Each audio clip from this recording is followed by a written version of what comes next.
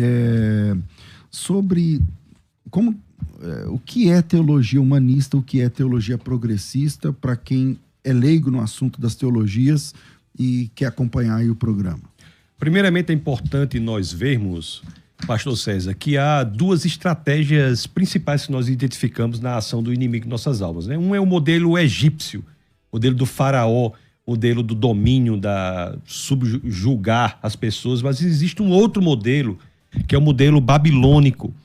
Você veja que o rei da Babilônia, ele tentou dar a Daniel e seus amigos da melhor comida, da melhor bebida, é o modelo da sedução, de seduzir para levar a pessoa para o lugar em que ela quer. Então, há muitos movimentos que têm por intuito afastar a pessoa do nosso Senhor e Salvador Jesus Cristo, que tem aparência boa. E dois desses movimentos levam esses nomes, como de teologia humanista e o outro de teologia progressista. A teologia humanista é entender que as escrituras nada mais são do que um modelo ético, um modelo moral. É como se Jesus Cristo fosse um grande professor de moral, de ética apenas, mas Jesus não é isso apenas. Jesus é a encarnação do Deus criador dos céus e da terra, encarnação do Deus vivo, do Deus que criou o universo. Não é apenas uma sugestão de moralidade. E a teologia progressista é fazer com que nós entendamos que há um modo específico de atuação política, uma atuação comunista que é compatível com o evangelho, quando na realidade são absolutamente incompatíveis entre si. A teologia progressista tem por fim tirar Jesus Cristo e colocar a cesta básica no lugar. Não é que a caridade não seja importante, ela é importantíssima, mas ela nunca é, do ponto de vista da experiência cristã, o fim da nossa ação. Ela é o meio para a proclamação da palavra de Deus, que esta sim é a verdadeira saída para todos os problemas. O problema central é o pecado. E a teologia progressista tem por ideia, por mensagem, dizer que nós, acima de tudo, temos que nos envolver em um projeto de ação social, como se a igreja fosse uma ONG, quando na realidade a igreja é o caminho por meio de qual é o corpo de Cristo. A palavra da salvação é pregada. Então são dois elementos altamente perigosos, são afeitos à estratégia decorrente do inimigo de nossas almas e a estratégia principalmente babilônica da sedução. Bom, vamos pensar aqui no nosso Brasil, né, Tassos? Quando que essas teologias, na sua opinião, começam a ganhar mais preponderância assim, no cenário? Depois da Conferência de Lausanne, você tem teólogos latino-americanos que ganham proeminência naquela conferência e vêm ao Brasil e passam a ter um impacto muito maior graças à ascensão do pensamento comunista no Brasil. Isso se deu, primeiramente, no regime militar. No regime militar, a esquerda não conseguiu ascender de outra maneira e viu que o caminho para exercer a influência e o domínio era por meio do ataque à cultura, à educação, ao entretenimento e também à igreja. Hoje em dia, por exemplo, existe uma estratégia muito grande estabelecida de ataque às igrejas, que não mais é pelos cabeças das igrejas, mas pela infiltração na igreja, por pessoas que têm por intuito implementar ou plantar a semente do progressismo para destruir o cristianismo de dentro para fora. Se você quer nomes para isso, na igreja católica, o câncer da igreja católica se chama teologia da libertação. O câncer da igreja protestante se chama teologia da missão integral. Agora, toda essa questão parece que foi muito eficaz, né, Tasso? A ideia que eles tiveram para isso, porque, por exemplo, através da educação, sobretudo, você olha para a educação brasileira, além de ser um problema do ponto de vista de formação educacional mesmo. Eu já tive colégio de berçário até 2º grau, né? Então, eu estou falando de alguma coisa que eu sei por estar envolvido mesmo com a educação, eu trabalho com educação há muitos anos e tal. Mas eu já trabalhei com a educação formal brasileira mesmo, de berçário até 2º grau. E não está funcionando. Não está funcionando. Então, os alunos brasileiros são os piores colocados em todos os testes internacionais, por um lado. E, por outro lado, está sendo eficaz na proposta de destruição da cosmovisão cristã. Você não acha isso? Você que também milita na educação há muitos anos. Você está absolutamente correto na sua observação. Nós temos estatísticas perversas na educação brasileira. O PISA, por exemplo, tem se mantido em níveis gritantes. Os alunos hoje cada vez menos conseguem estabelecer pensamento de forma coerente. Até tive aqui em uma outra situação e eu falei que mais de 50% dos alunos acima de 8 anos de idade não conseguem escrever de forma adequada, ler de forma adequada. 50% dos alunos acima de 8 anos não conseguem ler, por exemplo, 60 palavras em 1 minuto, não conseguem fazer cálculos simples. Nós temos e nem interpretar texto. O analfabetismo funcional é gritante. Nós podemos ver isso até mesmo pelos comentários que há nas redes sociais. Você coloca algo e o comentário é sobre algo que você não falou. Exatamente. É criticando algo que você não disse.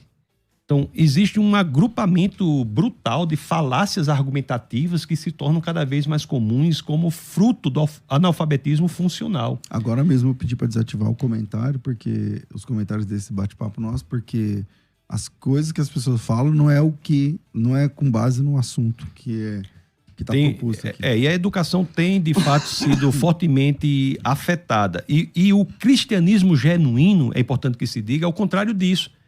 As escolas dominicais foram criadas como métodos, meios de ensinar, para ensinar as pessoas a lerem. Antigamente havia muitas pessoas que sabiam ler com base na Bíblia. Exatamente. Aprenderam a ler na Bíblia. O cristianismo genuíno é ele mesmo um sistema de educação, mas não é só isso. É um sistema de educação que leva a proclamação da verdade por meio do Evangelho e, portanto, a salvação, a entrega da vida ao nosso Senhor e Salvador Jesus Cristo. Mas não pode se negligenciar a importância do cristianismo como formativo do homem. Então, o Brasil hoje está absolutamente rendido às garras, né, de uma metodologia falida, com uma metodologia muito influenciada por Paulo Freire, que aqui no Brasil, pastor César, é um verdadeiro Deus. Se você falar mal de Paulo Freire, idolatrado. Não, você pode falar da família da pessoa, mas você não fala de Paulo Freire, não fala de Marx, não fala de Darwin. Se falar dessas pessoas, as pessoas ficam absolutamente abismadas, ficam irritadas, ficam com ódio de você, porque você atacou um pensamento cujos efeitos é destrutivo. Os efeitos do freirismo no Brasil são absolutamente destrutivos. E isso tem uma ligação, sim, com a ideia do progressismo na teologia, quando para o freirismo na educação, as pessoas deixam de ser alunos e passam a ser militantes. E o progressismo na teologia quer fazer com que as pessoas deixem de buscar a salvação, a saída para os pecados e se envolvam em algo que tem aparência de bom, que é o elemento da caridade, mas não a caridade genuinamente cristã. Uma caridade que é imposta pelo grupo para que as pessoas achem que fazendo aquilo estão certas, estão bem, estão tranquilas, quando na realidade a caridade não é causa da salvação, é consequência do Espírito Salvo. Por exemplo, dessa abordagem. As pessoas estão envoltas nas igrejas porque as igrejas fazem determinado programa social, e eu não sou contra os programas sociais da igreja, eu sou contra o entendimento de que esses programas não são o fim da igreja. São meios para que as pessoas que são atendidas por eles tenham a pregação do evangelho ali, recebam a mensagem da salvação. Então, muitas igrejas propõem programas sociais como se fosse a missão da igreja, ser uma ONG social, e as pessoas estão ali na igreja achando que está tudo bem. Não há lugar pior para se estar do que em uma igreja que não seja bíblica. Porque a igreja que não é bíblica, e principalmente essas progressistas, dão a falsa impressão de que está tudo bem, quando na realidade as pessoas que estão envoltas ali estão caminhando na ladeira macia, escorregadia e confortável, direto para o inferno. Isso é muito grave. A aparência é boa, mas o conteúdo é perverso. Segue até a lógica de Antônio Gramsci, de entregar um conteúdo perverso com um rótulo bonito. É até difícil falar sobre isso, porque é muito comum que as pessoas não entendam. Mas eu quero veementizar, sublinhar, deixar bastante claro aqui o que eu estou dizendo. A caridade é essencial, mas ela não é a base do cristianismo, ela é uma consequência do espírito salvo. A pessoa que é salva se envolve na caridade, mas faz o bem, tá? ajuda o próximo. O processo de santificação envolve a mudança progressiva para que fiquemos mais e mais parecidos com Cristo. Jesus de Nazaré, no Evangelho de Lucas, por exemplo, é alguém que cuida dos doentes. Isso é importante. Então, não é a caridade em si que é ruim, mas a má utilização da caridade, e por isso que é tão perverso, porque é sutil, é a má utilização da caridade como um fim da igreja, quando na realidade é um meio. Então o progressismo vai tentar fazer isso, e é destruir a função principal da igreja, que é mostrar o caminho para a salvação. E você acha que nesse meio também entra, por exemplo, as teologias inclusivas, por exemplo, de orientação homoafetiva e tudo mais, está dentro dessa ideia de teologia humanista ou progressista? Como que você encara essa questão? Todas essas ideologias que são ideologias anticristãs, o LGBTismo é um movimento político anticristão, é um movimento político que tem por fim escravizar o homossexual para dizer como ele deve falar, pensar e agir. Todas essas ideologias afastam a pessoa de Jesus Cristo, porque Jesus Cristo é aquele que liberta de todos esses movimentos coletivistas, identitaristas, que escravizam essas pessoas para dominá-las. A igreja é o maior obstáculo já criado na existência da humanidade contra os arroubos comunistas, identitaristas, coletivistas. É por isso que essas teologias progressistas querem destruir a genuína igreja do Senhor, e de maneira perversa, porque não usam do método egípcio, usam do método babilônico, da sedução, dá uma aparência de ser boa, quando na realidade tentam implodir a igreja do Senhor. É gravíssimo o que está ocorrendo, é importante que nós saibamos. A igreja do Senhor é aquela que proclama Jesus Cristo como a solução para quaisquer que forem os problemas. Se houver proclamação de soluções que não envolvam Jesus Cristo, não como um grande professor de moral, não como um grande exemplo, mas sim como Deus encarnado, essas teologias são anticristãs e devem ser bastante estudadas para que as pessoas não caiam nesta armadilha.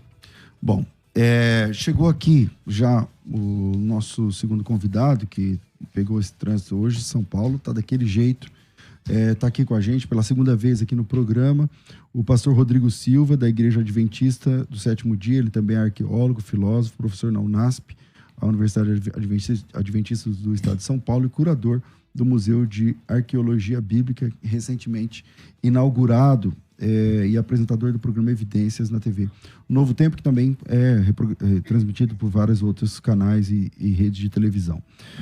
Pastor, bem-vindo aqui ao programa mais uma vez, bom te receber. E Pastor sufoco César, para chegar muito aqui. Obrigado, que sufoco. Tassos, sempre tem a minha admiração pelo seu trabalho e um prazer estar com vocês aqui. Lamento realmente esse atraso, mas para aproveitar o tempo aqui, que é ouro, eu estava já ouvindo a fala dele, contundente e assertiva. Eu concordo com o que foi dito. E eu queria só talvez acrescentar, assim, para começar esse bate-papo, dizendo que talvez a maior dificuldade que eu vejo nessas teologias, eu chamo, irmãos, de teologias no genitivo. Eu sempre tenho uma certa dificuldade com teologias no genitivo. Para quem está nos ouvindo, teologias no genitivo são teologias que, assim, teologia a partir de, ou do, né? Teologia da libertação. Teologia a partir do negro, a partir de. Eu sempre tenho um pé atrás. E o grande problema com essas teologias humanistas, progressistas, é que elas não têm um CNPJ.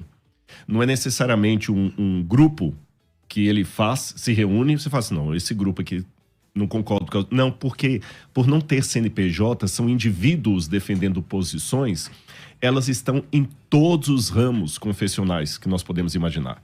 É um pastor que domina o púlpito, e aí vem uma preocupação muito grande pelo fenômeno que temos hoje de igrejas com dono, onde o pastor, ele é o presidente, ele é o articulador, ele é o dono daquilo ali, ele tem o dono daquele ministério, o nome dele aparece sempre, que é uma coisa a se preocupar mesmo. Quando uma igreja é conhecida como a igreja do fulano, isso também já me preocupa. Porque assim, você é da igreja do fulano, essa forma midiática me preocupa. Por que a igreja do fulano? Quer dizer que o que mais destaca naquela igreja não é necessariamente a teologia dela, o credo dela, quando tem um credo, as doutrinas, mas é ser o personagem. Você é da igreja do fulano de tal. E isto, na prática, se torna que aquele fulano de tal, mesmo que a igreja tenha um nome conhecido, Assembleia de Deus, presbiteriano, adventista e tudo, mas a igreja do fulano, ele domina ali. E se ele for um pregador, um pastor de mente progressista, aquela teologia progressista vai estar ali naquela igreja que ostenta ter o nome de uma igreja séria. Por isso que nós temos hoje um disparate tão grande, permitam-me citar apenas a guisa de ilustração. Nos Estados Unidos você tem igreja presbiteriana, que é conservadora ao extremo, e igreja presbiteriana que ordenou uma drag queen ao ministério. A primeira drag queen é ordenada pastora, ou pastor, nem sei que nome usar, foi de uma igreja presbiteriana. Isso não representa os presbiterianos, vamos deixar bem claro. E eu só disse a guisa de ilustração. Eu poderia dar outras. Então esse talvez para mim é o grande problema dessas teologias novas, porque elas não têm uma concretização que você pode falar assim, não, é aquele movimento, é aquele... Não, são indivíduos espalhados nas diferentes igrejas. Está em todo lugar. Exatamente. Bom, vamos lá. Manda teu áudio para cá, se você também quer participar. 984849988. Tassos, você consegue me falar, historicamente, quando que isso começa no Brasil, cara?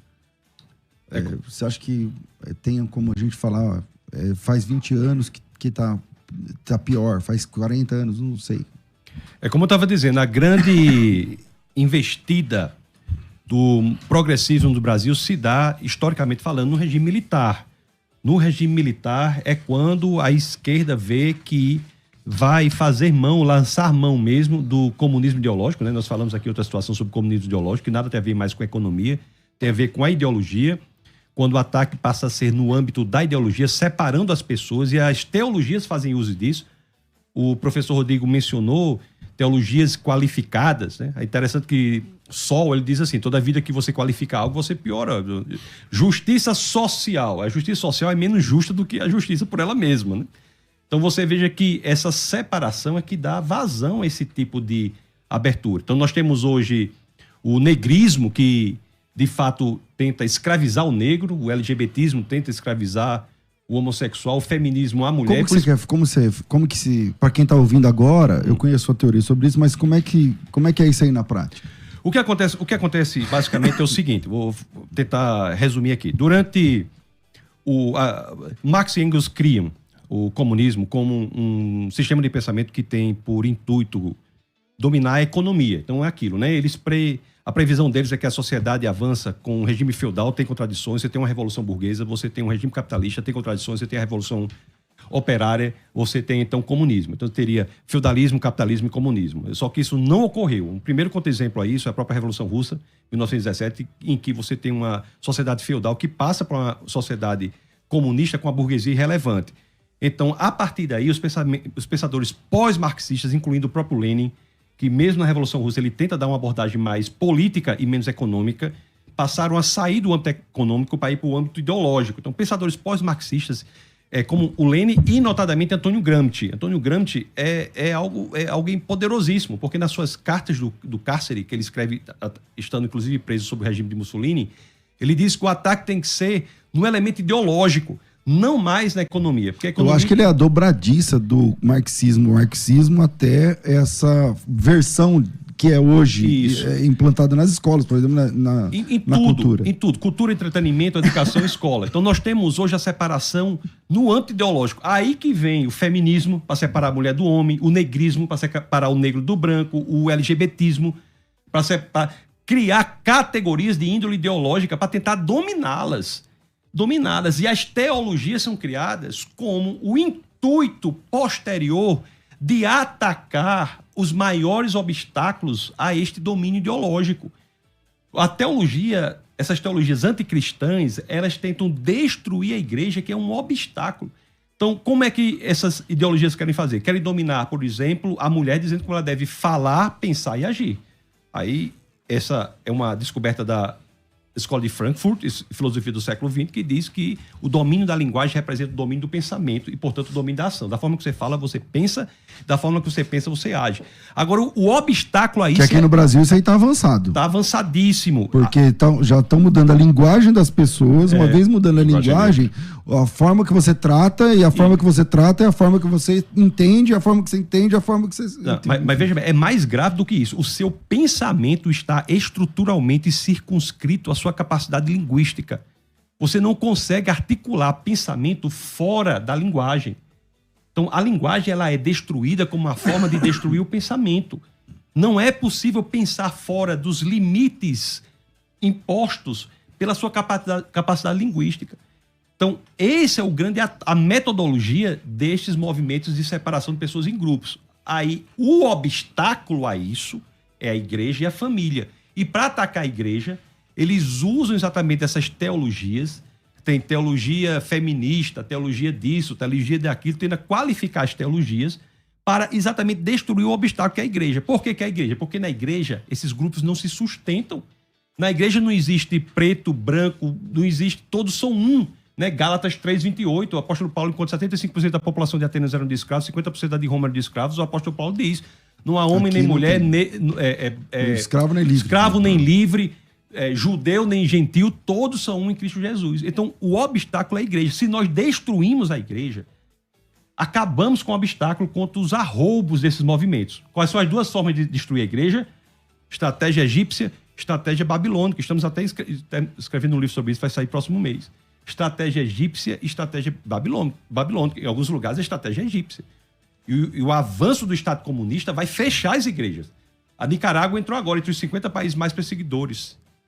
Agora, antes disso, na realidade em que estamos, é a estratégia babilônica. É infiltrar para destruir de dentro para fora, colocando o câncer. Essas teologias são cânceres dentro da igreja. Pastor Rodrigo, o senhor fez USP, né? E o USP tem também toda essa... dá para perceber também todo esse poder do lado de dentro, lá da educação. O senhor entende que a educação como um todo tem uma programação interna para atacar a fé cristã? Ou isso é coisa da cabeça do crente? Como que a gente se posiciona? É difícil falar assim, até que ponto o sujeito está sendo tensional ou ousado. Porque a gente não está dentro da cabeça da pessoa e corremos o risco de julgar de maneira errada. Então eu prefiro responder essa pergunta dentro do âmbito espiritual. No âmbito espiritual, eu posso responder assertivamente que há uma propaganda, uma agenda de Satanás para destruir a igreja. É um grande conflito entre as forças do bem e do mal. Isso há. E dentro desse conflito espiritual das forças do bem contra o mal, as pessoas, pelo seu comportamento, pela sua ideia, pelo seu compromisso ou infidelidade a Deus, elas se deixam levar ou pelo Espírito de Deus ou pelo Espírito do diabo. Eu vou dar exemplos bíblicos. Pedro era um homem sincero. Ele estava com o Cristo, 3 anos e meio andando com Jesus. E no último momento ali, o diabo usou uma fraqueza dele e falou com Jesus: Senhor, tem piedade de ti, que tal coisa a gente já... Foi repreender Jesus ainda, porque Jesus estava falando da cruz. Jesus estava falando: eu vou morrer, eu vou ser crucificado. Pedro, então, imbuído de toda aquela ideologia judaica da época, que o Messias tinha que ser um guerreiro forte para libertar o povo de Roma e não um servo sofredor de Isaías 53, o diabo colocou aquela ideologia na cabeça de Pedro naquele momento e ele falou, e Jesus, como tinha uma espiritualidade, Jesus era Deus, falou assim: para trás de ti, Satanás. Porque não foi Satanás que falou através de você, Pedro. Temos, ao mesmo tempo, uma figura como Anás e Caifás, que deliberadamente se entregaram ao mal. Judas também, que fala que o diabo o tomou. Então a resposta que eu dou para não cair em julgamento de A ou B é que estamos em conflito cósmico do bem contra o mal. E os dois lados nos querem. Depende de mim qual espírito vai me tomar, se é o espírito de Deus ou o espírito do diabo. Porque o diabo toma a pessoa assim como o espírito de Deus toma, do mesmo jeito. O diabo imita Deus, só que não na qualidade. Imita como uma bolsa da Louis Vuitton que você encontra no 25 de março aqui. É igualzinho, parece, olhando, mesma cor, mas não tem a qualidade de Deus. Então, eu digo que sim, dentro da igreja, algumas pessoas bem intencionadas, eu diria até, Eu vou até arriscar, talvez bem intencionados. Eu não sei se eu poderia, não discordando de você, Tasso, mas eu não sei se eu poderia ser tão taxado de falar assim, tem uma agenda, esses pastores foram colocados pelo gramitismo. Essas pessoas cooptadas por essa ideologia, na minha opinião, elas acham que estão fazendo bem.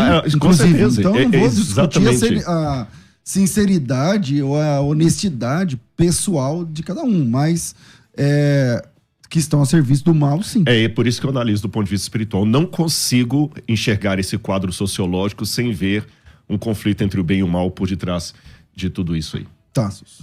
Concordo, mas eu acrescento o seguinte: para que a pessoa se envolva na agenda do mal, ela não precisa ter o conhecimento intelectual do que está por trás de tudo isso. Então, você quer um professor, por exemplo, quer se envolver na agenda do mal, basta seguir Paulo Freire. É simples. Ele segue Paulo Freire de maneira ele está bem intencionado, mas segue alguém que está transformando alunos, para que alunos deixem de ser estudantes e passem a ser militantes de um programa que é contra a igreja. Então, Paulo Freire, John Dewey influenciaram fortemente a Unesco, que influencia a destruição da educação no Ocidente. Então, é muito importante que nós saibamos disso. Nós não temos intelectuais em todos os lugares sendo utilizados. O que nós temos são idiotas úteis sendo utilizados por uma elite intelectual que promove essa ação destrutiva da educação, da pessoa, do ser humano, afasta a pessoa de Jesus Cristo por meio da destruição. As teologias progressistas, por exemplo, e humanistas são braços desse movimento para destruir a igreja como um obstáculo. Dito isso, eu só queria dizer que eu concordo plenamente com a visão de que é espiritual. Eu estava agora na Califórnia, estava lá ensinando lá no Reasons to Believe, e lá em Los Angeles estava passando lá uma passeata pró-Palestina com vários cartazes pró-Hamas. Não, você me falou, no dia mandou foto, foi isso? Foi, mandei. Foi. Eu fui nessa passeata para ver, né? Hamas é o mal, deve ser destruído, combatido, em hebraico, inclusive, né? Diz que é uma sigla lá, mas na realidade em hebraico é o mal não só contra o outro homem, mas contra o próprio Deus. É a violência contra a armamento de sangue. Então, veja bem, eu estava lá na passeata quando eu vi uma porcentagem impressionante das pessoas que estavam ali eram pessoas do movimento político LGBTista. Pessoas que seriam torturadas, brutalmente assassinadas por aquilo que estavam defendendo. Então, mas não tem sentido, né? Porque, por exemplo, a pessoa que é do LGBT defendeu o Hamas. Ninguém passou lá avisando que se o Hamas... Qual é o sentido, o professor, qual é o sentido governasse disso? Onde elas moravam... O que justifica? A base espiritual. É isso exatamente que eu ia falar. Se me permite até dar não um contraponto, uma ilustração. Se olharmos na história bíblica e não bíblica, quando o mal quer se juntar para um objetivo comum, ele se junta. Vou pegar o exemplo bíblico para começar. Saduceus e fariseus, hoje a gente coloca tudo num pacote só, mas nos tempos do segundo templo, não se bicavam. Fariseu e saduceu era colocar quase que... São teologias diferentes. Corintiano não sei se estou dando o exemplo certo, corintiano e palmeirense, ali a torcida não dá nem para ficar junto no instante, tem que separar, porque senão vai dar briga. Mas quando foi para condenar Jesus, os dois abraçaram lá. Até zelotas estavam no meio ali, porque eles também odiavam os zelotas. E eu tenho uma opinião comigo, não vou explicitá-la aqui por causa do assunto e do tempo, mas eu acredito para mim que tanto Barrabás como os dois ladrões na cruz eram de movimento zelota. O Barrabás é uma chance bem grande. Exatamente. E para mim, como eram duas cruzes, que os dois faziam parte que ele fala que ele era o chefe dos salteadores do Evangelho de João. Então, é só uma digressão aqui. Eu acho que Barrabás deveria ser o chefe, ele mais dois foram apanhados, dois guerrilheiros, dois zelotas. Então, estou falando de 3 movimentos completamente antagônicos, zelotas, e os 3 se juntaram. Tanto é que os 2 que se juntaram para libertar o terceiro só pelo prazer de ver Jesus crucificado. Saindo da história bíblica para dar um exemplo fora. Na época de Sócrates, você tinha também uma outra ruptura muito grande entre sofistas e poetas. Porque o sofista era o filósofo que queria destruir a poesia com todos os seus malefícios. E o poeta era aquele que queria manter o establishment contra os filósofos. E quando Sócrates vai ser condenado a tomar cicuta, os dois advogados de acusação dele, um era poeta, o outro era sofista. Ou seja... Mas aí se juntam. se juntam. Então, o diabo, ele consegue arregimentar. Então, é estranho, concordo, mas não é surpreendente que você veja grupos antagônicos se juntando. E se me permitem dar até uma visão escatológica, quando o anticristo dominar, seja ele quem for, porque eu sei que há teologias diferentes, uma coisa nós concordamos, independente de quem seja o anticristo na visão de cada um. Por onde vinha. Né? Por onde que vem. Ele vai unificar o mundo. Porque a Bíblia não fala que o anticristo será um regional. Fala assim, a terra se maravilhou seguindo a besta e falando quem é semelhante a ela e quem não puder comprar nem vender, será apenas os que não têm a marca dela. Os outros todos terão. Então, o diabo consegue essa faceta. Eu acredito até comigo, isso aqui não é bíblico não, tá? É só uma... Se eu estiver errado, eu acredito que nem os anjos, os demônios do diabo, eles são unidos no sentido que o povo de Deus deve ser unido. Porque a união é um fruto do espírito. Os demônios não têm espírito. Então, como é que os demônios se articulam? Eu não acredito que eles são unidos como nós somos unidos em Cristo. Eu acho que eles se odeiam, mas se unem apenas no propósito destruir. Como esses exemplos bíblicos que demos. Agora veja, né? Você tem, por exemplo, aqui, isso antes, você está falando do Hamas e o movimento LGBT e tal, mas aqui, por exemplo, esses movimentos, eles usam a camisa com o Che Guevara na foto lá, na coisa, sendo que ele mesmo era contra esse tipo de movimento, né? Então, essa questão já é assim, mas como ser uma igreja do evangelho bíblico sem... como lidar com isso? Me permita só dar um exemplo do que o professor Rodrigo falou de hoje em dia. Por exemplo, os movimentos hoje anticristãos, eles se alinham sim na vertente pragmática. No pragmatismo, eles se alinham para destruir o cristianismo. Nós temos isso claramente nos 3 movimentos globalistas, que é o rentismo, né, globalista, você tem o comunismo e tem o Islã.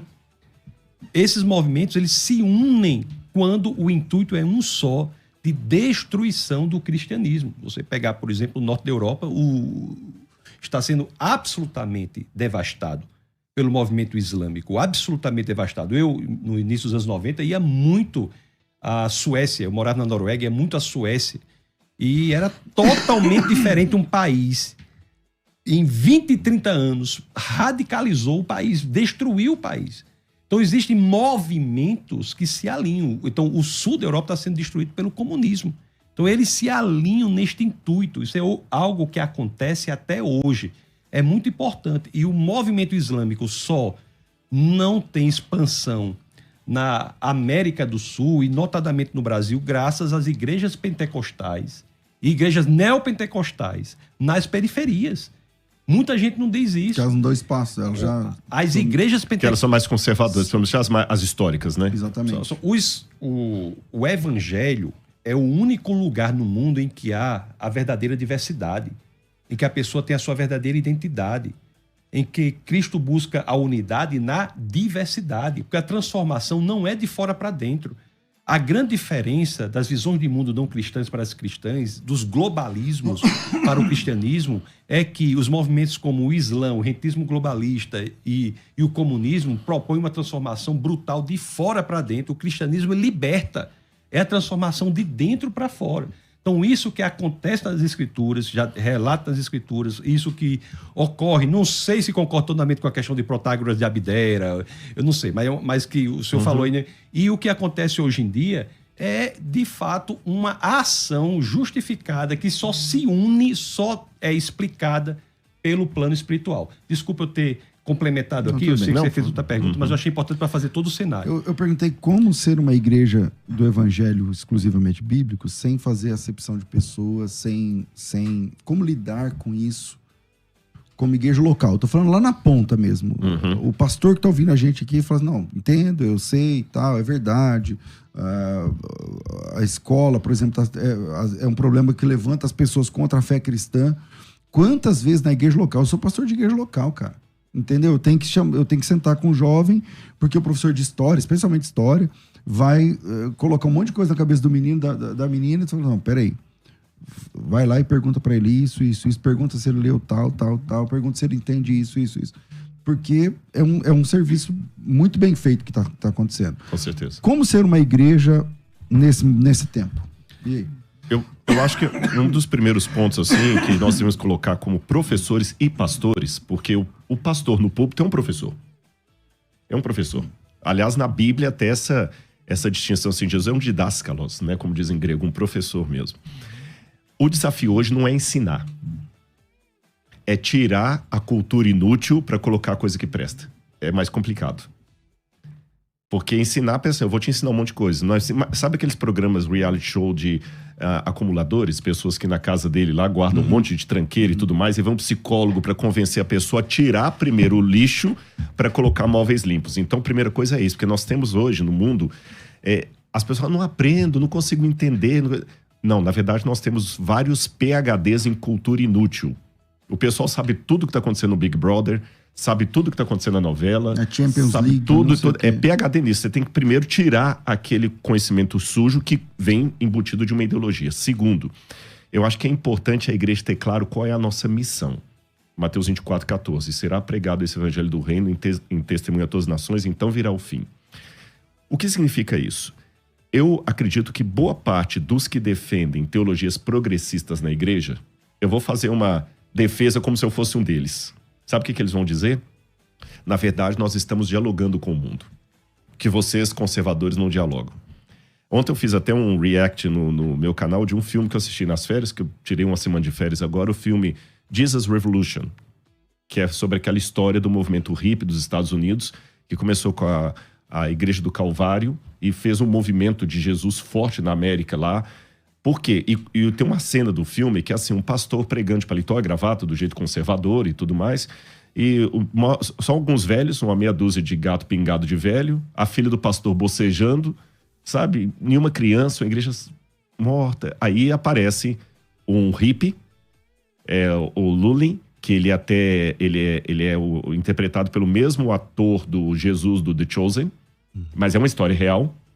E ele convence aquele pastor a falar de um jeito mais jovem. A igreja começa a encher de hippie. Aí a música muda, o pastor já tira a gravata, já vai pregar descalço. Aí que nós temos que ter uma sensibilidade nos dois lados.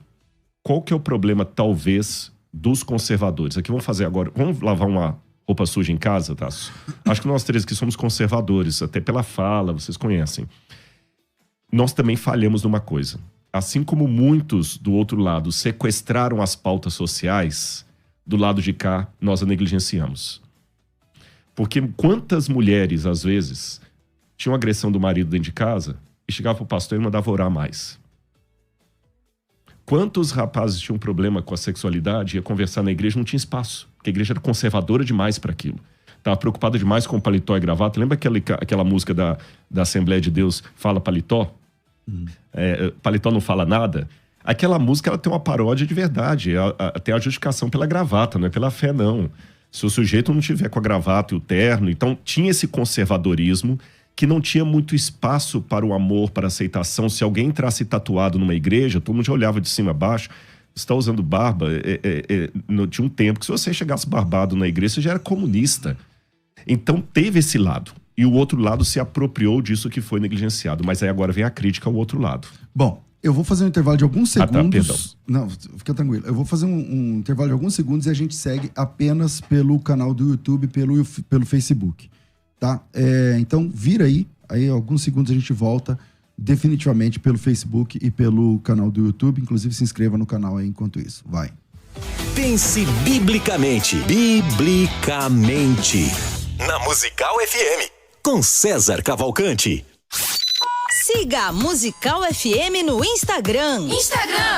@FM Rádio Musical. Agora eu quero falar com você de saúde, de qualidade de vida. Se você está se sentindo muito cansado, sem disposição para nada, está se sentindo estressado, você precisa conhecer o nosso magnésio quelato, que vai melhorar a sua saúde mental e vai te dar mais energia e mais disposição. Ligue agora no 0800 591 1137, paga metade do preço, tem 2 presentes e facilita o pagamento também para você. 0800 591 1137. ZYD 930. Rádio Musical FM São Paulo, 105.7. Ouça em qualquer lugar do mundo, também pelo site www.fmmusical.com.br. Musical. Musical FM, uma emissora da rede LC de mídia.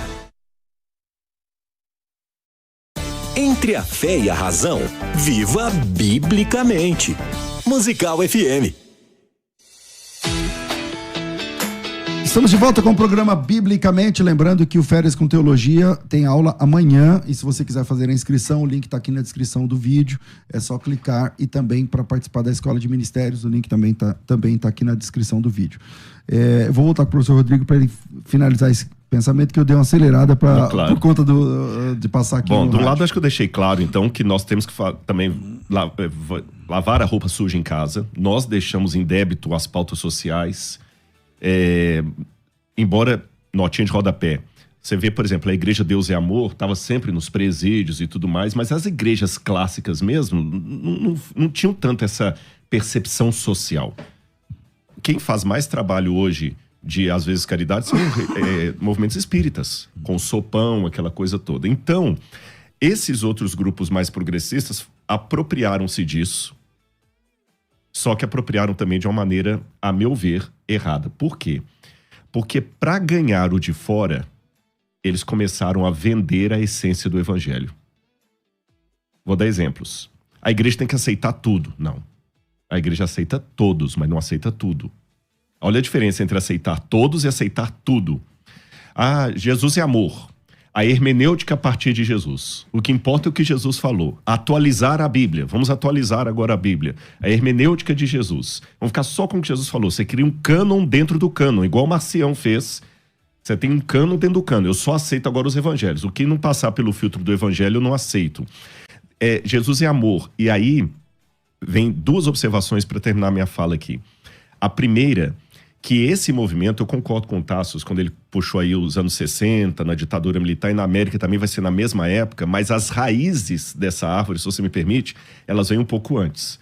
Porque quando o catolicismo fechou a Idade Média, fechou com um saldo muito negativo para a fé. Porque, você sabe, tinha a Inquisição já está na Idade Moderna, você tinha ali as indulgências, aquela coisa toda. Quantas coisas ruins foram feitas em nome de Deus por senhores feudais, reis, bispos, papas. Quando a modernidade chega, ela chega revoltada contra esse ranço religioso. E o protestantismo nasce nessa modernidade. Então ele nasce querendo, espera aí, modernidade, vou conversar com vocês. E pouco tempo depois você tem as escolas de Tübingen, onde você tem a alta crítica. E qual que era a intenção, entre aspas, boa intenção dos teólogos da alta crítica? Dialogar com o mundo moderno. Porque como é que você vai agora, num mundo racional, falar de virgem dando à luz a menino que vai salvar o mundo? Como é que você pode falar num mundo racional que um homem morreu e ressuscitou?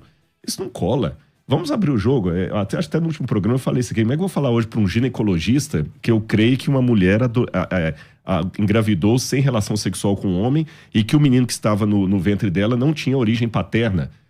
Ele vinha de Deus Pai.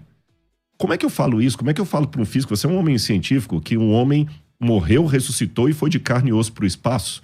Não tem sentido isso. Então, peraí, vamos dialogar com eles amenizando o evangelho. Não, na verdade, Jesus não ressuscitou, aquilo é uma parábola.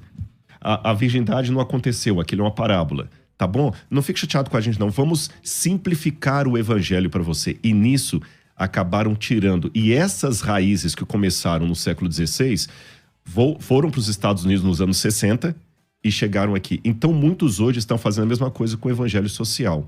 Estão tornando Jesus o personagem amado para todos. E se eu posso terminar com uma parábola comparativa do que foi feito... Eles estão dando alimento para o povo, mas sabe aquele tio que dá doce escondido para a criança, que tudo que o pai fala não, ele oferece, ele dá um videogame, ele estraga, ou o avô? É isso que muitas dessas teologias estão fazendo. Eles estão dando o que os jovens querem, mas não necessariamente o que eles precisam. Por isso que eu não me surpreendo quando, às vezes, um pastor progressista, a igreja está lotada e o mais conservador, a igreja está pela metade. Porque é um evangelho muito fácil, da graça barata, onde você não precisa lutar com o próprio eu. Jesus é amor, Jesus aceita tudo. Para que eu vou lutar contra os meus impulsos? Eu quero resolvê-los com vícios que não sejam questionados, censurados. Então isso é muito perigoso. Tassos. O que eu diria é que conservadorismo é uma cosmovisão desprovida de ideologia. Conservadorismo, Obrigado. ele é uma cosmovisão que não impõe uma ideologia específica.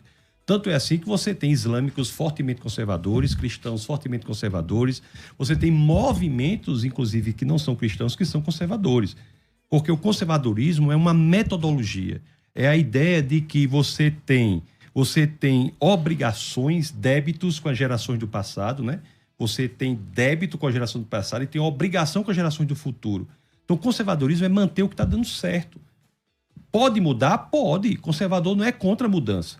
Mas o conservador diz que, antes de fazer a mudança, você aplique a mudança à virtude concreta da prudência.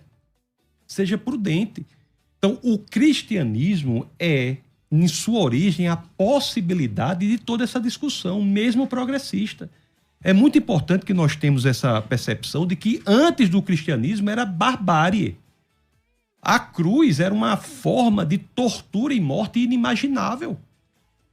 Os gregos em Esparta, as crianças que não eram apropriadas eram jogadas fora. O infanticídio é a chaga mais profunda da civilização antiga. Então, o cristianismo revoluciona tudo isso. Então, o que o progressismo quer vender, na realidade, é um cristianismo falsificado. Se não houvesse o cristianismo, o progressismo não tinha nem do que falar. O progressismo não tem que falar em ajudar o outro, não tem que falar em fazer caridade. Toda essa pauta progressista, ela é sequestrada do cristianismo e moldada de forma sutil para ter uma aparência de boa e, no fim, afastar a pessoa do nosso Senhor e Salvador Jesus Cristo. Então, assim, eu só coloco essa perspectiva de que não há, em essência, uma igreja. Se uma igreja mantém hábitos antigos, não é por conta do conservadorismo. O conservadorismo não é a favor de que se mantenha o que não funciona, mas é a favor que se avance com a prudência. O progressismo não. O progressismo vai dizer assim, olha, você está errado. Você não tem que obedecer sua mãe e seu pai, você não tem que prestar atenção no que seu avô disse, o que você tem que fazer é isso aqui. Ele propõe um modo de ação, impõe um modo de ação. É por isso que hoje o que nós temos com uma proposta progressiva, inclusive dentro da igreja, são homens absolutamente enfraquecidos, efeminados, sem tomar a posição de homem que tem que ter, homens que parecem mais uma coisa horrível, que eu tenho dito aí. Um objetivo de muito homem hoje é o quê? É comprar um apartamento e criar um gato castrado. É isso que o povo quer. E ter um iPhone e ler Marx. Ler. É isso. Eu posso colocar só um contraponto nisso aqui? Eu faço uma distinção entre o conservadorismo e o tradicionalismo. Apesar de parecerem sinônimos perfeitos, para mim não são. O conservadorismo, concordo com isso que você colocou. O time que está ganhando não se mexe. Mas o tradicionalismo, que Jesus combateu o tradicionalismo, é o legalismo disfarçado. Sabe aquele negócio? É a lei por amor da lei. O Ambrose Bierce, ele fala uma coisa com relação à política, mas eu vou falar o que ele disse da política e vou adequar à religião. Ele fala o seguinte, a política é dividida entre políticos conservadores e progressistas. Sabe qual que é a diferença e semelhança entre os dois?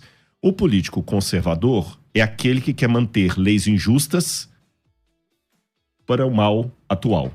E o progressista quer trocar as leis injustas do mal atual para um outro mal, pior ainda. Os dois, na verdade, estão querendo... Dentro da igreja, a gente tem que tomar cuidado. Eu acho que uma hermenêutica... Eu estou trabalhando nisso. Não é fácil. Eu estou querendo descobrir uma chave hermenêutica. Eu estou sistematizando isso há anos já. Para a gente conseguir separar na Bíblia o que é o princípio e o que é a aplicação do princípio. Porque isso ainda está confuso nas igrejas, na minha opinião. Eu vou explicar rapidamente o que eu quero dizer. O princípio não muda, é a ética. Vale em todo tempo, em todo lugar, para todas as pessoas. A aplicação do princípio é a moral. Essa varia, muda. Exemplo, princípio, respeito. Eu tenho que respeitar você, eu tenho que respeitar o pastor César, eu tenho que respeitar a Nani, eu tenho que respeitar a minha esposa. Agora, como é que eu aplico essa ética do princípio, essa ética do respeito, dentro de uma igreja católica? Eu tiro o chapéu quando eu entrar na igreja católica. Como é que eu aplico isso na sinagoga? Eu coloco o chapéu. Como é que eu aplico numa mesquita? Eu tiro o sapato. Tirar o sapato, colocar o chapéu, tirar o chapéu. Eu mudei a aplicação, mas o princípio permaneceu o mesmo.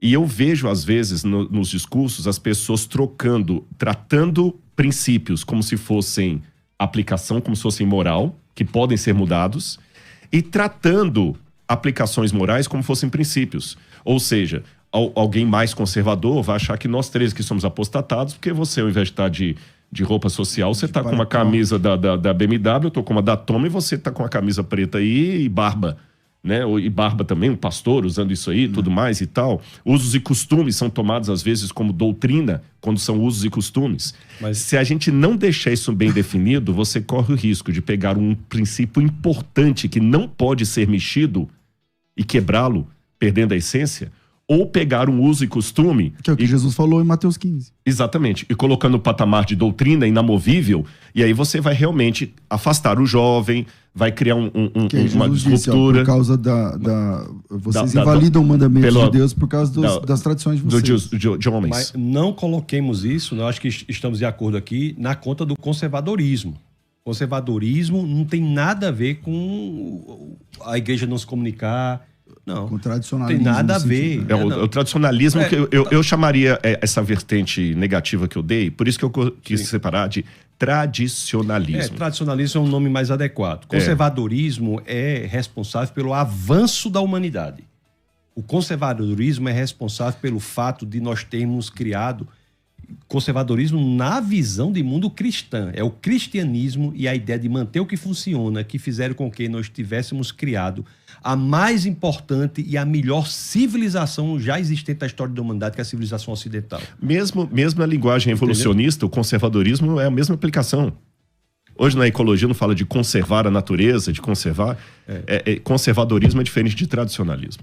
E agora, mais uma vez, usa de forma adequada, porque você veja que o ambientalismo, a ecologia profunda, o veganismo são movimentos que, ao final, levam ao enaltecimento da criação no lugar do Criador. Uhum. Então você veja que até isso é uma deturpação no progressismo, como pega os movimentos que têm essências interessantes, mas deturpam para fazer com que a pessoa, ao final, enalteça a criação, tire Jesus Cristo e bota o papagaio da cara roxa no lugar. Ou seja, a pessoa começa abraçando ideias humanistas, ideias progressistas e tal, e daqui a pouco a mulher para de raspar as axilas, daqui a pouco ela para de comer carne, daqui a pouco ela para de comer não sei o quê. E não só isso, o não raspar as axilas, porque se ela não quer raspar porque ela não quer raspar, problema dela. Mas aquilo se torna um símbolo, uma pregação, uma ideologia, e ela fala, isso aqui que é o correto. E é uma maneira de pregar contra verdades que, sabe, esse que é o problema. O símbolo, ele tá significando algo. Agora, intelectualmente, eu gostaria de veementizar, enfatizar, sublinhar o seguinte. Todas essas pautas destrutivas, elas só são possíveis graças ao que o cristianismo fez de correto. Então, elas devem ao cristianismo a liberdade de poder falar. Porque se você vai fazer isso lá no Hamas... No Iêmen. Não, exatamente. E não só Levanta uma bandeira lá. E não só isso. Todos os conceitos que elas trazem são conceitos que são deturpação do cristianismo. É como Tom Holland, não o pesquisador disse. É como se eles não estão notando que estamos nadando no aquário da água do cristianismo. Porque se você, no movimento, tenta buscar justiça, por exemplo, mesmo que seja uma justiça falsa, uma justiça que precise ser qualificada, esse conceito de buscar justiça só é possível graças ao cristianismo. Porque antes o cristianismo era barbárie.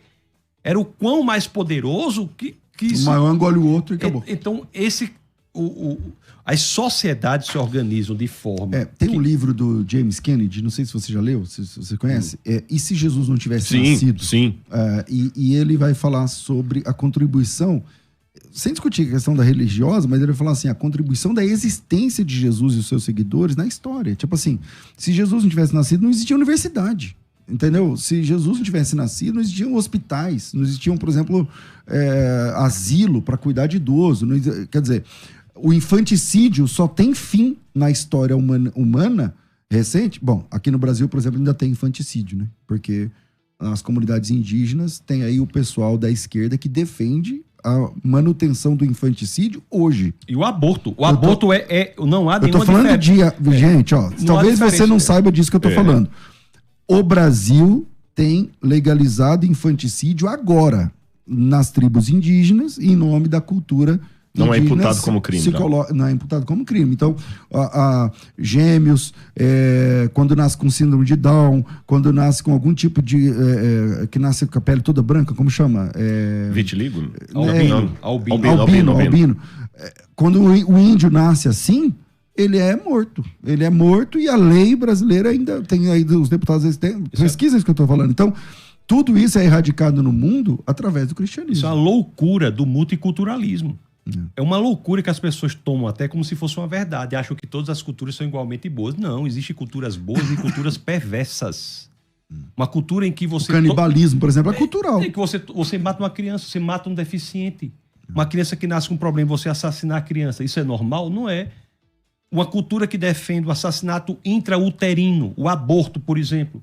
Qual é a diferença que há entre a criança dentro ou fora da barriga da mãe? Quer dizer, o canal vaginal é um negócio tão mágico que dá um estatuto ontológico para aquele ser. Só depois que sai Só dali. depois que sai do portal. canal. Um portal.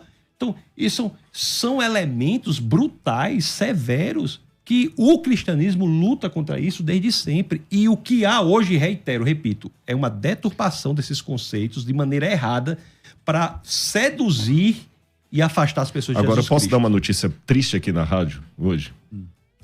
E vou até surpreender vocês e os ouvintes com o que eu vou dizer. Por um lado, eu não estou otimista que o cristianismo luta contra isso aí. Permita-me dizer isso. Eu sei que você... Como assim, Rodrigo? Vou explicar por quê. Eu que já foi agora em novembro do ano passado. Eu sou membro do SBL, que é a Society of Biblical Literature. Quem é teólogo sabe, é a maior agremiação de teólogos do mundo inteiro. Você tem ela, você tem o Azor, que é de arqueologia, você tem também o ATS, que é mais conservador. São quase 10 mil teólogos, 15 mil teólogos que se reúnem todo ano nos Estados Unidos. Tem um capítulo na Europa e outro nos Estados Unidos. E cada ano que eu passo ali, eu fico mais desapontado. Por exemplo, pasmem, no ambiente de teólogos, eu dando uma palestra e eu sendo o único que estava defendendo a historicidade dos evangelhos. Mas isso depois... Único. Então, isso aí depois de Nestle Aland e o pessoal do texto Receptus, na verdade, texto crítico. O texto Receptus é o contrário, é o ultraconservador. O pessoal do texto crítico, isso aí é o pau que rola aqui. E aqui no Brasil... É isso que eu vou chegar. As novas Bíblias já estão sendo traduzidas a partir do texto. É isso que eu vou chegar. Só fechando aqui, Daqui a pouco isso Jesus que não é acontece Deus, lá não, fora, é isso aí. Demora alguns anos para chegar aqui. Há movimentos de ondas. Vai da Europa para os Estados Unidos vêm para cá.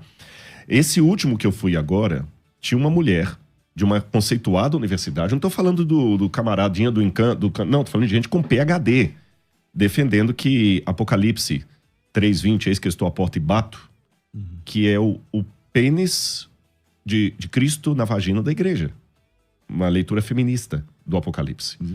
E coisas assim do Arco da Velha. E repito, não vou dar nomes aqui, senão vai parecer que eu estou jogando ferpada para alguém, mas não são teólogos isolados, não. Eles representam grandes agremiações do cristianismo. Ou seja, só o conservadorismo, que eu vou chamar aqui de conservadorismo, né? Vai fazer essa linha de defesa. E ele está cada vez menor. Contra esse tipo de... E ele está cada vez menor no mundo teológico. E ele está entrando... Porque o pessoal, para fechar esse pensamento aqui, Tasso, como o Tassos alertou da questão do Gramsci, a gente está pensando muito na USP, na Unicamp, mas essa mesma a estratégia do gramscismo, ela entrou também nos seminários, nos maiores, Yale, Harvard, Princeton, nos grandes seminários. E está também chegando já em seminários brasileiros. E aí nós temos dois riscos. Um risco é do simplicismo, de pessoas que falam o seguinte: então não quero ir para seminário, então vou estudar aqui em casa mesmo. E o púlpito fica pobre. Só para fechar isso aqui, viu, Tasso? O púlpito está ficando pobre. Hoje, muitos pastores, desculpem, irmãos, mas é seriedade, ele não quer mais ter o trabalho de olhar um comentário bíblico, o texto, ele só vai fazer uma palestra de autoajuda, pegando meia dúzia de versículos ali, que, sinceramente, sermão desse jeito, eu monto uma semana de estudo, de oração para vocês aqui em meia hora. Se você me der meia hora ali, eu faço uma semana, porque eu pego assim, Davi lutou contra Golias, Deus vai vencer também os seus inimigos, não sei o quê, né? É o Salmo 23, que Deus é meu pastor, isso é a coisinha mais linda que Deus tem. Você monta só aquilo ali, a igreja fica ouvindo aquele blá, blá, blá, não tem um sermão doutrinário, autoajuda. Aí vem a questão também do humanismo. O ser humano é colocado como a coisa mais linda de Deus, que se você não for para o céu vai deixar de ser céu. De tão importante para Deus que você é. Olha a exacerbação de uma verdade. Eu digo que extremismo é um lado da verdade que ficou louco. A exacerbação de uma verdade que a faz se tornar em loucura. Então isso está chegando também. E para fechar, tem uma questão profética nisso. Jesus falou, quando vier o Filho do Homem, porventura achará fé na terra. E ele fala que muitos darão ouvidos a demônios e falsos mestres. E quando Jesus fala tudo isso, ele não está falando de islamismo, nem do budismo, nem do shintoísmo. Ele está falando do cristianismo. O anticristo vai nascer num berço de cristianismo. Porque você pergunta, por que eles nadam tanto nessa água? Ora, o diabo não foi montar o quartel-general dele na Lua. Quando ele quis enganar a humanidade, ele veio para cá, porque ele quer pegar o povo de Deus. O prefixo do grego anti, do anticristo, significa que é contra ou que toma o lugar. Que toma o lugar, exatamente. Eu só chamo a atenção nossa para que não haja uma confusão no seguinte: nós não podemos conceituar uma visão de mundo pelo desvio dela. Então, há desvio dentro do cristianismo? Há. Qualquer manifestação cristã que, por exemplo, extrapolar os limites da Bíblia, levar em consideração qualquer outra coisa que não seja a gente está falando antes do programa, né? Sobre qualquer isso. Manifestação religiosa que achar que Jesus não é Deus, que não acreditar na Trindade. Então, existem os elementos centrais. A Bíblia ela é única, é suficiente, nada fora dela. Jesus Cristo é Deus. Há uma revelação por meio das Escrituras, por meio da natureza. Fora disso, não é cristianismo. Então, assim, eu concordo, só fazendo esse adendo, se assim me permite, que nós não coloquemos na visão de mundo cristão aquilo que não é cristianismo. O que há aí são pessoas infiltradas, erradas, que têm por intuito, às vezes intencionadas ou não, ou levadas pelo movimento, acabar com o cristianismo genuíno, bíblico, de dentro para fora. Porque, veja bem, teve uma pergunta que o pastor fez aí, o pastor César fez, foi assim, como é que podemos ter uma igreja bíblica que não tem acepção de pessoas? Você veja que essa pergunta só faz sentido numa ideia de que existe cristianismo bíblico com acepção de pessoas, porque na realidade não existe. Não há nada que precise ser feito. É só ser cristão. Nada no cristianismo bíblico que precise ser feito para que não haja acepção de pessoas, porque o cristianismo bíblico não há acepção. Não há acepção de pessoas de forma nenhuma, nunca houve. Então nós temos que ter muito fiéis ao que é o cristianismo genuíno, ao que é o cristianismo bíblico, e dizer que tudo que está fora disso são movimentos, muitos dos quais contra a clareza, a santidade, contra a pureza da palavra, e esses têm que ser entendidos dessa forma, só para que as pessoas não achem... É só uma coisa para não parecer também que o Tasso estão pensando coisa diferente. Isso. Eu endosso tudo que você falou, e até fazendo uma paródia, quando você falou o seguinte, cristianismo, é uma coisa assim, como ser um peixe mais molhado? É só sendo peixe. Se você for o peixe, estiver dentro da água, você vai ser molhado. Como ser um peixe mais molhado? Bom, é só sendo peixe, se eu estiver ali. Agora, há momentos na história do povo de Deus em que os infiltrados conseguiram aparente tanto sucesso que lembra o dia que Elias falou assim, só sobrei eu? E Deus falou assim, não, calma que eu reservei 7.000 que não dobraram o joelho a Baal. Mas é interessante que na hora que Elias estava no Monte Carmelo, cadê os 7.000? Ele estava sozinho. E houve momentos que o profeta falou assim, só sobrei eu. Houve momentos de apostasia coletiva que Deus trouxe os babilônios, para fazer a paródia do livro aí que você está escrevendo, né? Trouxe os babilônios porque o povo estava em tal estado de apostasia, e eu me pergunto com muita humildade, não com a faca na mão, mas com o espelho diante de mim. Repito, o que eu falo aqui, César, não é com a faca na mão, é com o espelho diante de mim. Será que hoje também o cristianismo, em termos numéricos, já não está assim tão vendido a ponto que aqueles que querem o conservadorismo, o bíblico, o genuíno, vão começar a ter que se preparar emocionalmente para ser minoria? Talvez em toda a história tenha sido assim. Toda a história da humanidade tenha sido assim. Se nós analisarmos qualquer época, há movimentos ferozes, heréticos, chamados de cristãos. O cristianismo bíblico, o sucesso do ponto de vista de Deus não é um sucesso do ponto de vista do homem. Não é numérico. Não é numérico, não é de projeção, não é disso, não é daquilo. Sucesso do ponto de vista de Deus é ser absolutamente alinhado com o que Deus quer que nós façamos, alinhado com a palavra. Não é verdade? Eu entendo assim, diante de tudo que vocês estão falando, vocês são muito mais capacitados do que eu dentro de cada um de sua área. Eu discordo disso aí. Eu também discordo. Não, Agora tem uma discordância aqui. Não, Vamos fazer um debate aqui, a capacidade... É verdade, mas assim, nós temos de Jesus Cristo a garantia de que as portas do inferno não prevalecem contra a igreja. Então, o que resta a nós, a mim, a vocês aqui, aos ouvintes que estão aí, é de que igreja a gente faz parte. Se é a igreja bíblica, a igreja verdadeira, a igreja que preza pelos princípios bíblicos, não pelas doutrinas de homens, mas que a igreja bíblica, né? A igreja bíblica. Porque essa tem a garantia de Jesus Cristo, que, como você disse, não é um número astronomicamente gigantesco, tal, mas essa vai até o fim. E se eu faço parte dessa igreja e se ela faz parte de mim? Porque Jesus Cristo... Porque às vezes eu tenho um nome ali na relação... Exatamente. Mas eu não vivo aquilo. E realmente, as portas do inferno não prevalecerão contra ela. A gente tem que se agarrar a isso e pedir a Deus com muita humildade. Que eu não seja soberbo, achar assim, nossa, eu sou o conservador. Não julgue, mas seja fiel, porque pode ser que numericamente... E aperta o cinto, vai piorar. Deixa eu dizer... Vai piorar. Você quer ver uma coisa interessante, se você analisar bem? A rigor, o cristianismo é a única religião de busca pela ortodoxia. É o que nós estamos falando aqui. Nós estamos no exercício de ortodoxia. Qual é a opinião reta? As demais são buscas por ortopraxia. Pela prática, que é... Mais reta. A prática é melhor. Qual é a melhor prática? A mais conveniente. A mais conveniente. Então, a rigor, nós temos que entender o cristianismo como o modelo de mundo que liberta as pessoas da escravidão, do tradicionalismo. Porque não é ortopraxia, a rigor. É ortodoxia. É você entender, de fato, o texto bíblico. A revelação de Deus está ali. Qual é o entendimento? A gente vai, risca, vai para o original, pega várias traduções, compara as traduções, pega a tradução para o latim, a Vulgata, porque é a busca pelo entendimento correto do texto.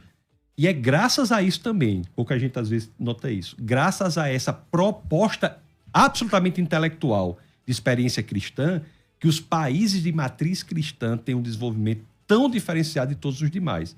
Hoje sendo fortemente atacado, né, o Ocidente, e o viés de ataque do Ocidente é exatamente a descristianização.